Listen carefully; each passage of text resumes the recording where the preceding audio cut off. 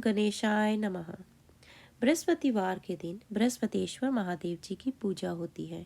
दिन में एक समय ही भोजन करें, पीले वस्त्र धारण करें। भोजन भी चने की दाल का ही होना चाहिए, नमक नहीं खाना चाहिए। पीले रंग के फूल, चने की दाल, पीले कपड़े तथा पीले चंदन से पूजा करनी चाहिए। पूजन के पश्चात कथा सुननी चाहिए। इस व्रत को करने से बृहस्पति जी अति प्रसन्न होते हैं तथा धन और विद्या का लाभ होता है। स्त्रियों के लिए यह व्रत अति आवश्यक है। इस व्रत में केले का पूजन होता है। बृहस्पतिवार व्रत कथा।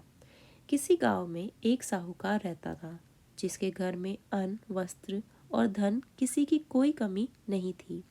परंतु उसकी स्त्री बहुत ही कृपण थी, किसी भिक्षार्थी को कुछ नहीं देती, सारे दिन घर के कामकाज में लगी रहती।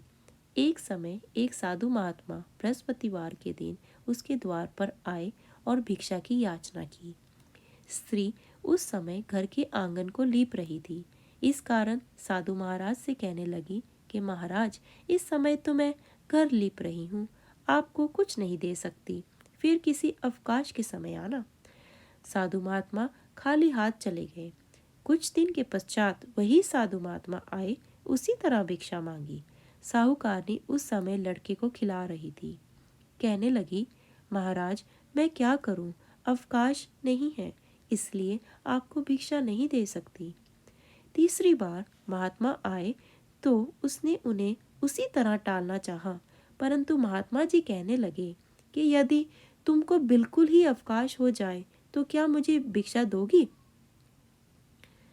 साहूकारनी कहने लगी कि हाँ महाराज, यदि ऐसा हो जाए तो आपकी बड़ी कृपा होगी। साधु महात्मा जी कहने लगे कि अच्छा, मैं एक उपाय बताता हूँ। तुम बृहस्पतिवार को दिन चढ़े उठो और सारे घर में झाड़ू लगाकर कूड़ा एक कोने में जमा करके रख दो।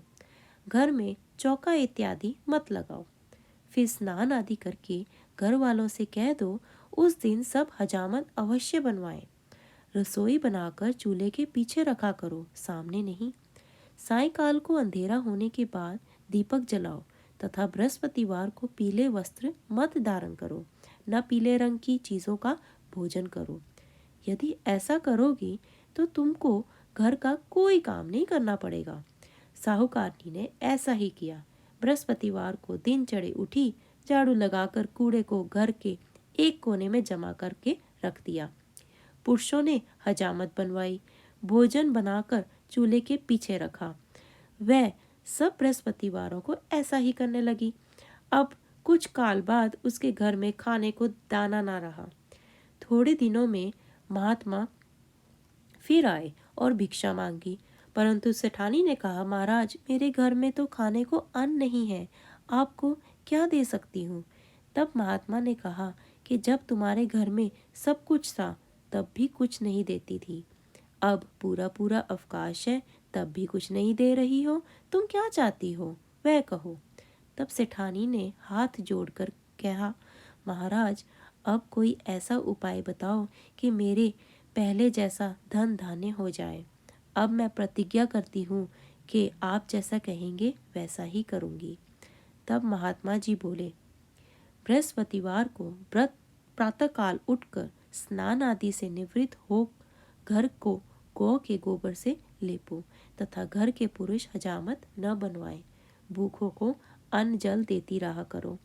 ठीक सायंकाल दीपक जलाओ।